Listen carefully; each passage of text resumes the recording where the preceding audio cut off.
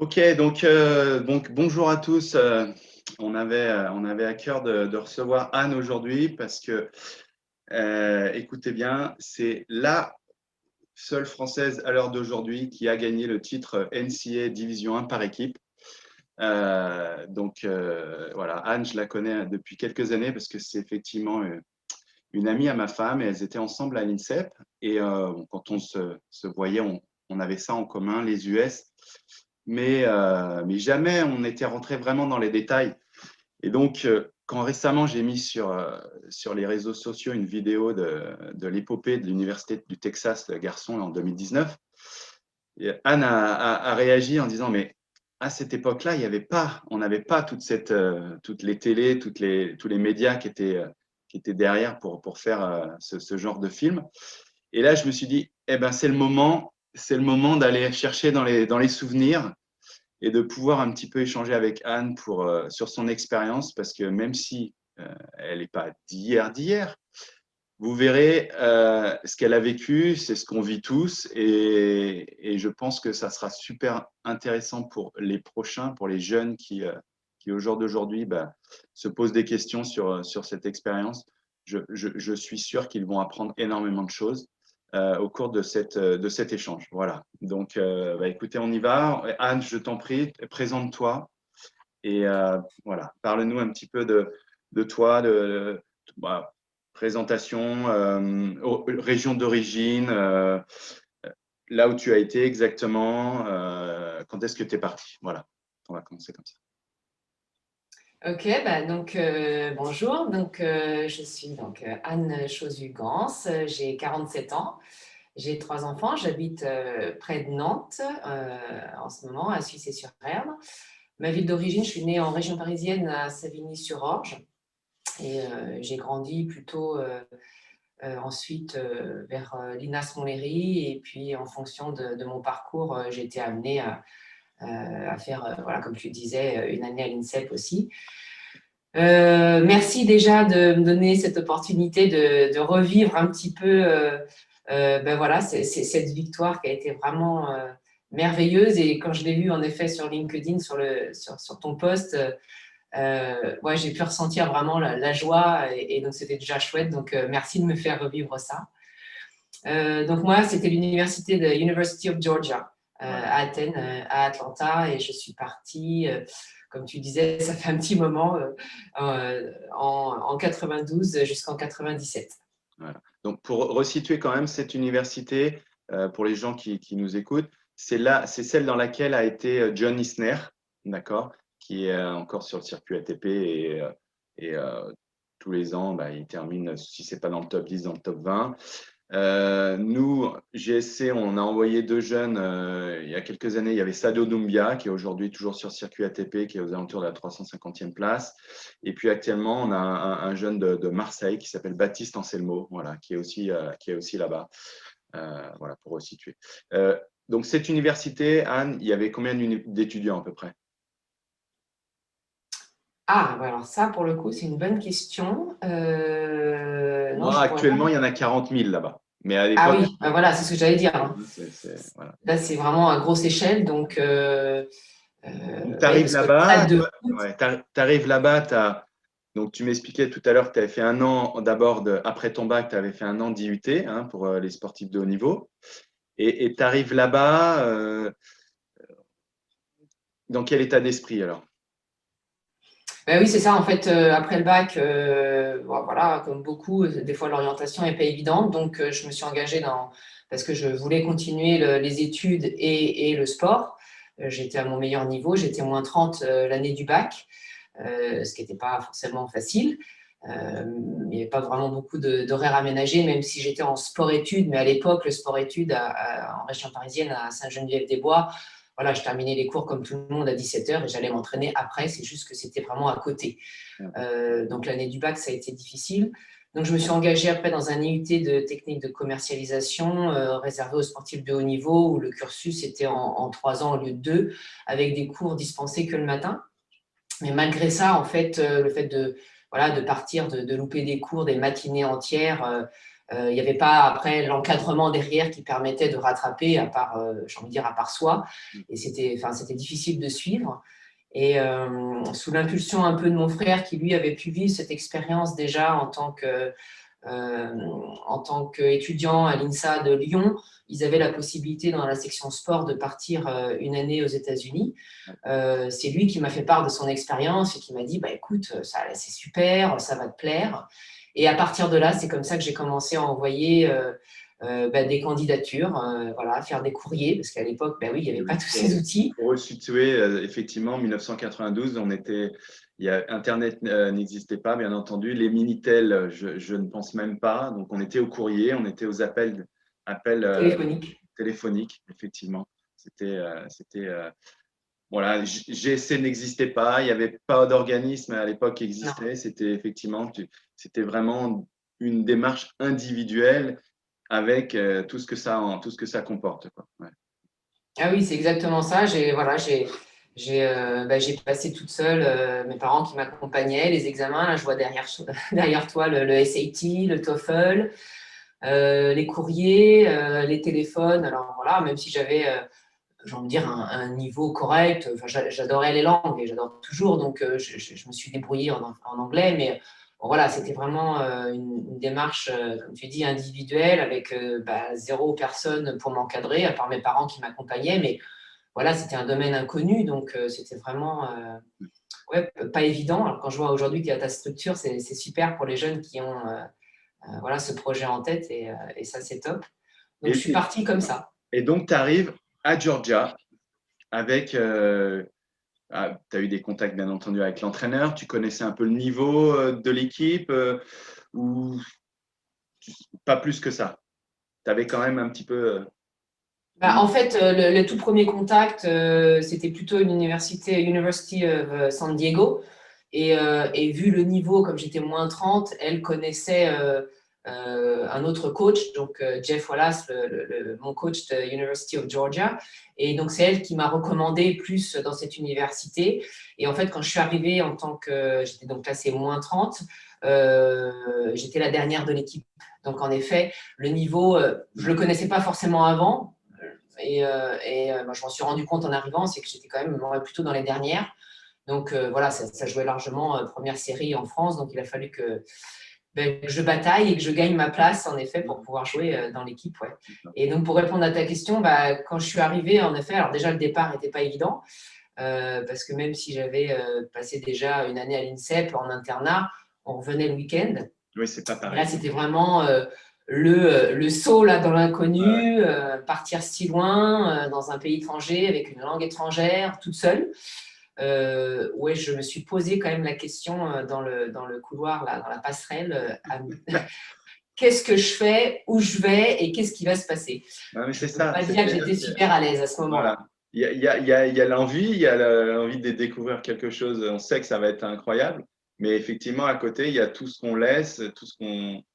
Voilà. Ouais, Et puis, il y a ce côté, on est d'accord, on ne peut pas revenir tous les week-ends. Voilà. Et il non, n'y avait pas les portables, il n'y avait pas WhatsApp, il n'y avait pas tout ça. pas du tout. C'était effectivement un gros départ, quoi. Voilà. Et alors, à ton arrivée, alors, tu arrives, j'imagine que quelqu'un vient te chercher à l'aéroport, ton logement, tout ça, explique-nous un petit peu. Alors oui, oui, j'avais cette crainte en effet. Et puis comme on connaît tous, hein, l'Amérique, c'est plutôt XXL. Donc je me suis dit, mais déjà dans l'aéroport, comment je vais me retrouver, comment on va me trouver. Et alors là, voilà, ça s'est fait en fait assez facilement. Et c'est mon coach lui-même qui est venu me chercher. Et au-delà d'un coach, ça a été une seconde famille. Et c'est aussi ça qui a sûrement contribué à mon expérience et à cette réussite, parce que j'ai vraiment retrouvé à la fois avec lui, sa femme, ses enfants, vraiment une autre famille. Et donc ça, c'était super important pour moi. Donc après, voilà, dans les premières années en tant qu'athlète, on est tenu d'être dans les dorms. Donc j'ai vécu 2 ans dans des dorms. Donc là, tout est encadré en fait. Hein. Il y Alors, a, excuse-moi, Anne, les ouais, dorms, donc, pour ceux qui ne savent pas, c'est les logements étudiants. Voilà, c'est donc sur le campus, ce qu'on appelle dormitories. C'est les logements, souvent, c'est une chambre avec 2 lits, tu partages avec quelqu'un, et puis il y a des blocs de salle de bain aussi qu'on partage avec d'autres. Hein, c'est un petit peu comme ça en général. voilà, alors c'est pas super grand, mais ça permet de s'adapter tout de suite, d'être vraiment dans le campus. Oui, c'est exactement ça. Alors, moi, j'ai eu la chance, en effet, à chaque fois, ouais, de partager. Alors, des fois, c'est 2, voire 4, avec, comme tu dis, si c'est 4, c'est une salle de bain un peu commune. Donc, Ouais, il y a aussi cette notion de bah, je partage, je respecte aussi l'espace de l'autre. C'est aussi ça sûr. qui fait la richesse de l'expérience. Et puis, bah, la cafétéria qui est dans le même bâtiment. Et donc, c'est sûr que ça facilite au début parce que l'université, bah, ça n'a rien à voir avec les universités qu'on connaît en France, hein. Le sport, le stade de foot là-bas, c'est notre Parc des Princes Ouais, ici. Donc, c'est ça. voilà, pour situer un Je l'ai peu. mis récemment, le stade de foot fait 80 000, maintenant plus de 100 000, plus de 100 000. J'ai mis une photo il y a quelques semaines sur les réseaux du stade. Ouais. Effectivement, voilà, c'est même plus grand que le Stade de France, quoi, c'est clair. Mais voilà, donc tout est à cette échelle-là. Donc, mais voilà, il y a 2 ans, avec l'obligation, en plus, en tant qu'étrangère, d'avoir des cours le soir, en fait. C'est-à-dire que bah, il y a la journée, il y a les entraînements, il y a l'université, et le soir, de 20h à 22h, c'est le study hall. Voilà, Là, oui, c'est oui, les c'est-à-dire devoirs l'étude surveillés, surveillée. je crois. L'étude surveillée, effectivement, surtout au Ouais, départ. Et ça, à la tout à limite, fait, c'est une bonne chose parce que ça permet bien sûr. de pouvoir, de pas être de pas trop galérer au niveau scolaire, surtout avec la Mm. langue, et de pouvoir vraiment être, on va dire, voilà, de prendre les études sérieusement et par le bon bout, quoi. Et effectivement, ça existe toujours et c'est très bien, même si ça peut paraître contraignant au début. Je trouve que c'est vraiment important qu'ils le mettent ça en place et qu'ils le laissent et qu'ils limitent le demande de manière obligatoire pour les sportifs, quoi. Ouais. Donc là, tu arrives en septembre 93 et alors, donc la première année où tu es là-bas, vous gagnez le titre. D'accord? Donc c'est la première fois dans l'histoire de l'université que le programme de tennis gagne le titre. D'accord? Donc, comment se passe la saison? Est-ce que il y a un objectif qui est clair depuis le départ? Est-ce que ou alors bon voilà, qu'est-ce qu'on vous dit au départ? Qu'est-ce qu'on te dit toi au niveau tennistique tout ça? Ah bah, c'est sûr que, en fait, le fait que le championnat se passe à la maison, comme on dit Non, là-bas, oui, vous avez en plus vous avez accueilli la phase finale, oui, exact. Donc, oui, oui, c'était chez nous. Donc, bah, voilà, rien que de pouvoir se projeter dans ça serait comment de vivre cette expérience et en plus de gagner le championnat at home, bah, voilà, c'était en effet l'objectif. Et en fait, bah, depuis qu'on s'est contacté, j'ai été retrouver un petit peu comment ça s'était passé cette année. En fait, on a gagné plein oui, d'autres tournois. En ouais, fait, on ouais. a gagné La le conférence LCC, déjà, le c'est ça? Southern Ouais. East Conference. On a gagné le National Indoors dans le Madison, Wisconsin. Ouais. Enfin, ça a été the année, quoi. Donc, Vous avez dominé l'année, j'ai vu. Il y avait dans la ACC, il y avait 13 victoires, 0 défaite. Sur la saison, ah ouais. 27 victoires, 2 défaites. Donc effectivement, ouais, vous avez vraiment survolé la saison. Donc c'était, on va dire, une année parfaite, quoi. Je vais, Ouais, ouais, ouais, c'est ça. je vais partager deux, trois photos là de l'événement. Donc ça, c'était le stade. Donc lors de la phase finale, d'accord? Donc Ouais, c'était c'est vraiment à ça. domicile, hein, on est sur le campus. Là aussi, on voit. Et puis, alors là, sympa, donc la photo, ça doit être peut-être après la SCC, ça? Ou c'est Ah, j'ai envie de croire que c'est. Ouais, même voilà, après bon, là, ça, c'est le championnat, là, ouais. le championnat. Donc Anne est là. Ah oui, bon, Voilà. sans commentaire. Donc, euh, cette finale, raconte-nous, est-ce que tu as un souvenir sur la finale en particulier? Toi, tu jouais 4, tu m'as dit 4 en simple, hein, c'est ça? Donc, il y a 6 simples, 3 doubles, tu joues numéro 4. Ton match à Bah, écoute, toi, alors? c'est le souvenir, ouais, c'est vraiment ce dont je me rappelle. J'étais en numéro 3 en double, on a perdu. J'ai envie de dire, si tu prends vraiment que la compétition, le simple et le double, c'est pas forcément ma meilleure journée. D'accord. Mais ce qui est intéressant, en fait, et c'est ça que j'adore dans le sport d'équipe, c'est que en fait, chacun contribue et pas juste le jour de la victoire, en fait, parce que pour arriver à ce jour-là, Tout à fait. ben, il y a tout le travail et toutes les victoires d'avant. Donc, à la fois, ouais, j'aurais pu être dans me dire, ah bah, moi, j'ai pas fait grand-chose ce jour-là. Et au final, bah non, j'ai contribué, mais peut-être bah, voilà, à la victoire d'avant ou le jour Bien d'avant. sûr, exactement. Et donc, c'est ça qu'en fait, qui est beau dans le sport d'équipe. Et puis ça, c'est sûr qu'en Amérique, ils le mettent vraiment en avant. C'est vraiment l'effort collectif, quoi. Et c'est pas juste, on se concentre sur sa propre victoire individuelle. Il y a vraiment cette notion d'équipe et d'effort collectif qui un jour fait qu'on arrive à cette victoire. Mais c'est tout ce qu'il y a avant aussi, et pas juste ce jour-là. Donc j'ai vraiment envie de retenir ça. Et voilà, quand je vois ma teammate là, qui, ça y est, elles ont gagné en double, c'est ça que je retiens et pas ma défaite. Parce que vous gagnez, vous battez Stanford 5-4. Alors, comment se déroule, on va dire, est-ce que tu te souviens du déroulement de la rencontre? Vous étiez devant, comment ça, est-ce que tu te souviens un peu ou pas du tout? Non, je pense que c'était vraiment serré en fait. C'était à chaque fois un qui gagne, un qui perd, un qui gagne, un qui perd. Et puis voilà, le double décisif à la fin. Et même dans le double, c'est super chaud. Donc voilà, là, moi, rien que de t'en parler, tu vois, ça me stresse encore parce que je revis, je pense, l'événement à me dire, mais voilà, ça joue à une balle en fait. Ouais. Mais voilà, tant qu'il y en a encore une, il y a de l'espoir. Et puis là, je vois, voilà, elle lève le bras, il y a des photos.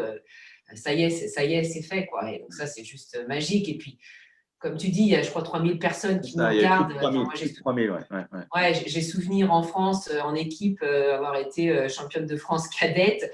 Ben voilà, c'est pas 3000, c'est peut-être 3 personnes, les parents qui nous regardent. Donc, c'est un autre monde en fait. Et ça porte aussi voilà, Ouais, gagner pour l'université en fait. C'est pas juste pour soi. c'est ça. On gagne pour l'université, on représente une université. Et en tout cas, moi, ça, c'est porteur. Oui, et puis au quotidien, dans l'année, il y a toutes ces valeurs on sent le soutien, on sent l'appartenance. Tout Et à en fait. fait, finalement, ça nous semble normal de se dépenser, de se dépasser finalement, quel que Ouais. soit le niveau, parce que toi, tu as atteint le summum en gagnant le titre NCAA, mais et je sais trop, j'imagine trop le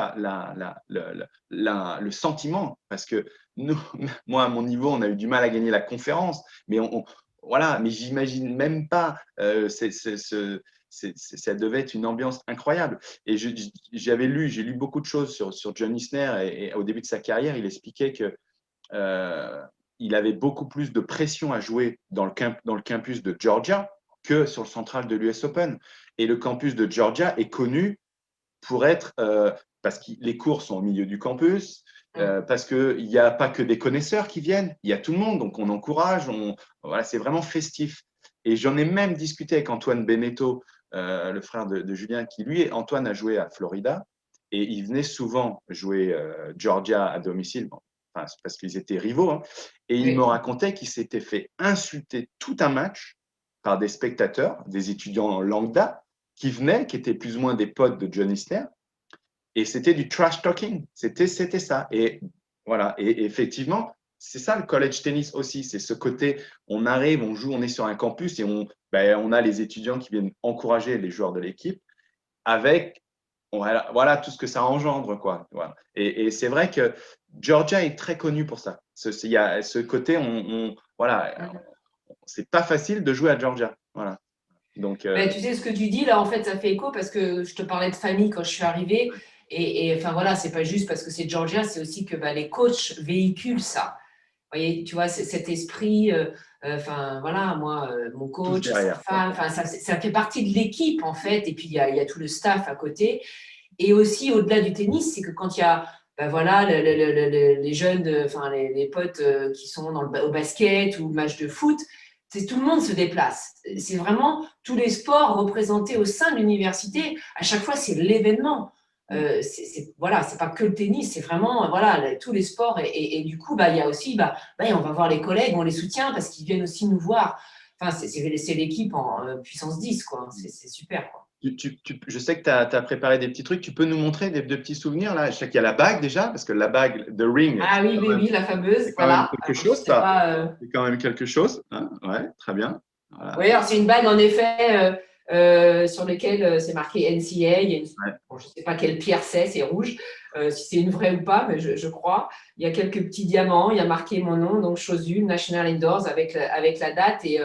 Et oui, ça aux États-Unis, c'est aussi presque un CV en fait. Ça peut C'est vrai, vraiment remplacer un CV exactement. parce que voilà, les dirigeants savent ce que ça comporte d'en arriver là. Bien sûr. Et ça, c'est super important. Et voilà, ce qui n'est pas forcément le cas en France, et ça, on en parlera après. Ouais. Bah oui, du coup, j'ai retrouvé ben voilà, le NCAA, le Women's Tennis Champion National, voilà, ça c'est Le trophée ce genre de… que chaque joueuse a reçu, d'accord. Voilà, après, parce qu'aux États-Unis, il faut savoir que voilà, jouer dans l'équipe, bah, il faut déjà gagner sa place en tant que sportive, mais aussi en tant qu'athlète, Ouais. enfin en tant que scolaire athlète, j'ai envie de dire. Donc l'école, si tu n'as pas le niveau, tu ne joues pas dans l'équipe. C'est ça. Et donc bon, voilà, j'ai retrouvé plusieurs années, on ne s'est pas tous sortis, mais en l'occurrence, on reçoit ça aussi pour la récompense du meilleur étudiant, en fait. D'accord. Donc, et avec ça, il y a aussi… du coup, j'ai cette photo parce que, voilà, pareil, sur ce fameux stade où là, on nous remet ce fameux diplôme d'étudiant. Voilà. Donc là, c'est tous les sports confondus, et donc j'en faisais partie aussi. Donc, il y a aussi cette reconnaissance scolaire. Donc, c'est motivant, ça donne envie, voilà, de faire des efforts. Et puis ça, c'est carrément le président de l'université, c'est ce qu'on a reçu pour avoir gagné le championnat universitaire. Non, mais c'est… Donc voilà, des bons souvenirs. Et puis dans le fond, alors je ne sais pas si on voit très bien, mais voilà. On voit la serviette. Voilà, c'est une sorte de grand plaid avec Georgia, et puis gravé le nom de chaque joueuse. Et puis, je n'ai pas pu ramener parce que le symbole de Georgia, c'est le bulldog. Et on avait aussi chacune un petit bulldog. Mais bon, voilà, le fait de revenir en avion, ce n'était pas simple de le ramener. Donc, j'ai dû le laisser. Plus compliqué. Mais on avait aussi un petit bulldog. Voilà, plein de souvenirs auxquels j'ai eu plaisir à me reconnecter. Ouais, j'imagine. Donc, 93, 97, là, tu as ton diplôme. Parce qu'après, donc oui, comment se passe alors? Donc, vous gagnez, finalement, c'est ta première année, toi, mais les années d'après, alors vous êtes toujours au top, mais après, c'est peut-être plus difficile forcément de réitérer, l'équipe change, comment ça se passe? Oui, alors on n'a pas réitéré ça. Après, pour autant, ben voilà, il y a du roulement parce que quand j'arrive, tu es le freshman. Après, il y a des années, hein, suivant si tu es en première, deuxième, troisième ou quatrième année. Enfin, dans l'ensemble, Georgia, on est resté quand même à un bon niveau. Donc, je crois à un moment, oui, j'ai pu jouer aussi numéro 1. Mais bon, voilà, il y a aussi un roulement qui s'opère. Mais voilà, University of Georgia a toujours été quand même dans le top 10, j'ai envie de dire, de ce que je m'en rappelle. Oui, il y a eu donc le diplôme donc en 96 avec évidemment voilà, mes parents ont pu assister à cette fameuse cérémonie. Voilà, on a tous l'image avec les chapeaux. Le chapeau. Oui, ça se passe comme ça. C'est ça. Ouais, ça se passe comme ça. C'est vraiment comme ça. Ah ouais, c'est un moment fort aussi, hein, tu vois, même d'en reparler, j'avais presque oublié comment c'était. Et là, oui, avec la robe noire, le chapeau, enfin, c'est vraiment un super moment. Et en fait, en 96, alors moi j'ai eu la possibilité parce qu'en 96 à Athènes, il y a eu les JO. Donc j'ai pu travailler aux JO en tant que traductrice sur le cours central. Donc là, c'est pareil, hein, c'est Agassi qui a gagné cette année-là, de pouvoir annoncer, de regarder en live voilà, les matchs, c'était top. Donc, c'est une super expérience. Et donc, ça a été ça. Et après, on est tenu de faire un stage en entreprise, l'internship. Et donc, c'est l'année suivante que j'ai pu le faire. Et j'ai passé 3 mois dans une resort en Floride pour mettre en application ce que j'avais pu étudier. D'accord. Oui, tu m'as dit que tu as eu un bachelor en recreational, hein, c'est ça?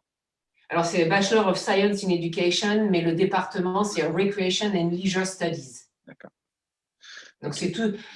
L'équivalence, en fait, c'est un peu gestion du sport et des activités loisirs, mais le resort en Amérique, il n'y a pas forcément l'équivalent en France. Non. En gros, c'est un complexe de maisons, d'appartements qui vont regrouper piscine, salle de muscu, cours de tennis, tout ce qu'il y a. Toutes les activités. Ouais. Voilà. Un mini Club Med, on pourrait penser, tu vois, l'équivalence en France. Ouais. Et puis, donc, parcours dans l'organisation. Bien sûr. OK. Bon, là, l'expérience se termine, forcément, un jour. Retour en France. Voilà, comment ça se passe? Comment ça se passe, le retour en France avec le recul, je pourrais avoir un seul regret, c'est qu'en fait, le fait d'être resté aussi longtemps aux États-Unis, j'avais la possibilité d'avoir un work permit que je n'ai pas utilisé et j'aurais pu rester une année de plus. Mais ce qu'on appelle aujourd'hui l'OPT, c'est ça, c'est l'année après où ils peuvent ils cherchent par tous les moyens à trouver une entreprise qui peut leur financer le MBA ou qui peut les embaucher. Voilà, c'est ça, effectivement. Alors, j'ai pas pu profiter. Voilà, j'ai pas utilisé cette opportunité pour la simple et bonne raison que bon, moi j'étais partie, j'ai envie de dire grâce à mon niveau scolaire et tennistique avec une bourse complète. Hein, mes parents n'avaient pas les moyens de financer ça, donc au bout de 4 ans, la bourse s'arrête. Donc là, du jour au lendemain, de pouvoir rester me loger, me nourrir, même si j'aurais pu trouver quelque chose, enfin, c'était compliqué. Donc en effet, je suis rentrée. Le retour côté professionnel a été difficile en fait parce que déjà j'ai dû faire des démarches administratives auprès du ministère de l'Éducation pour avoir la validation des 4 années après le bac.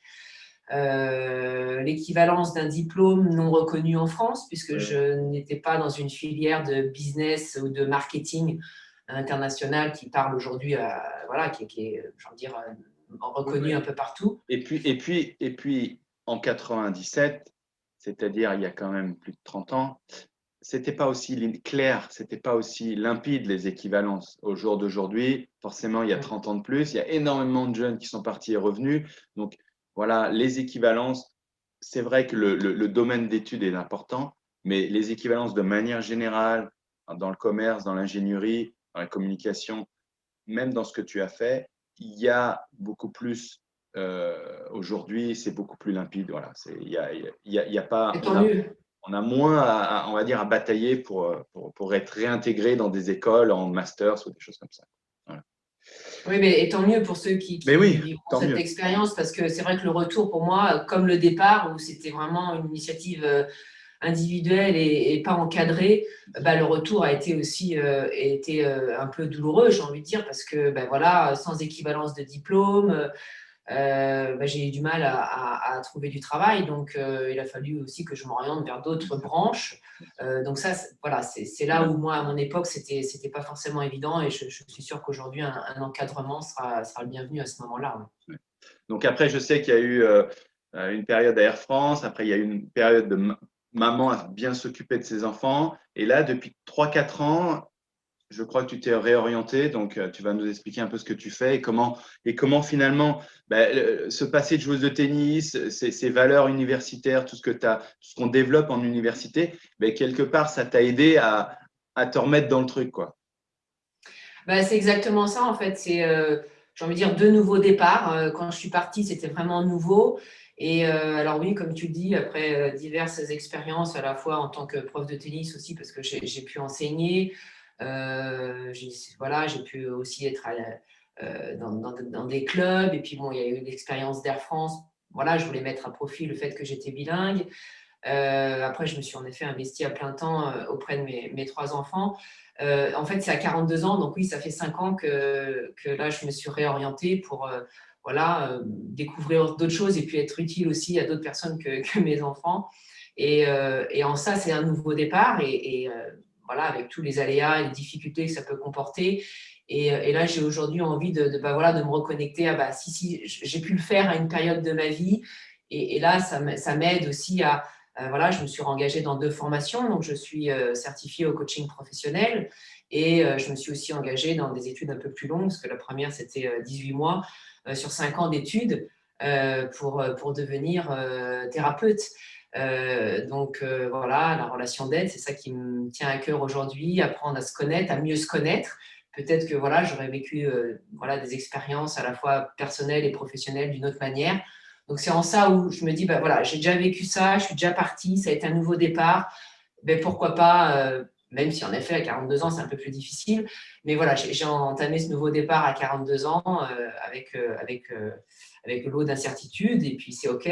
Mais de croire au fond de moi que j'en suis capable, et c'est ce qui m'a permis en effet d'aller d'aller jusqu'au bout et de finir ça, et aujourd'hui d'être dans la capacité d'accompagner peut-être des personnes dans ce sens-là, quoi. Donc voilà, tout ce que j'ai pu apprendre en tant que sportive, déjà toutes les valeurs du sport de haut niveau, hein, l'engagement, la persévérance, la rigueur, l'esprit d'équipe, les capacités d'adaptation, partir dans un autre pays, et puis à la fois toute la richesse de cette diversité, de cette culture différente, la tolérance, ça aussi, hein, parce que voilà, on n'est pas tous égaux, et accepter l'autre avec avec voilà, sa personnalité. Donc, ouais, c'est vraiment ça que j'ai envie de mettre en avant et qui me sert aujourd'hui. Et ouais, c'est l'hygiène de vie aussi qui me parle. Et ça, je continue de l'appliquer aujourd'hui. Et j'ai envie de transmettre ça aussi aux personnes que j'accompagne, quoi. D'accord.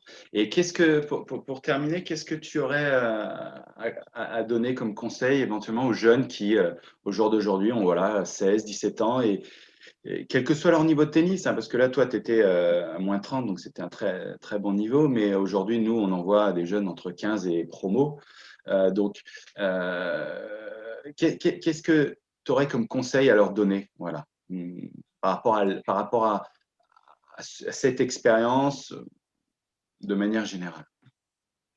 Bah, le conseil, c'est que bah, voilà, vous avez Marc qui est là, qui peut organiser voilà, toute la partie administrative qui, sincèrement, bah, est un grand soulagement parce que pour l'avoir vécu, j'aurais bien aimé aussi qu'on me conseille et donc bah, de profiter voilà, des structures comme la tienne. Donc, ça, c'est le premier conseil.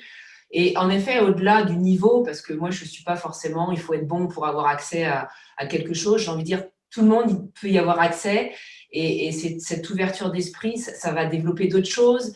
Il y a aussi bah, voilà, le pouvoir se détacher aussi. Ça, c'est aussi un apprentissage pour la vie. Hein. Parce que dans la vie, voilà, on vit des attachements, des détachements, plus ou moins douloureux. Donc, c'est aussi ça. Donc, c'est au-delà de faire, il y a aussi des qualités d'être qu'on va développer. Donc, le conseil, c'est bah, faites-vous voilà, accompagner, foncez. C'est nouveau, c'est une expérience, c'est de merveilleuses rencontres. Et puis, vous allez apprendre sur les autres, sur vous. Bon, au final, c'est gagnant-gagnant. Donc, moi, j'encourage vraiment. Et puis, voilà, aujourd'hui, il y a vraiment plus de facilité qu'à l'époque. Donc pourquoi s'en priver, quoi. Ok. Et ben voilà. Merci. Un grand merci encore, Anne, parce que pour ce Merci à toi. partage d'expérience, et encore bravo pour ce titre. Alors, j'espère que effectivement, tu resteras pas la seule, hein, quand même, à avoir gagné ce titre. Je pense, on va dire, à une ou deux joueuses que nous on a envoyées récemment, qui sont dans les, voilà, dans les meilleurs, dans le top 10 actuellement. Peut-être que cette année ou l'année prochaine, elles auront un shot pour gagner le titre. Voilà. Mais en tout cas, bravo et merci encore pour ce témoignage, Anne, qui va permettre aux jeunes, voilà, apprendre beaucoup de choses aux jeunes. Merci beaucoup. Merci à toi.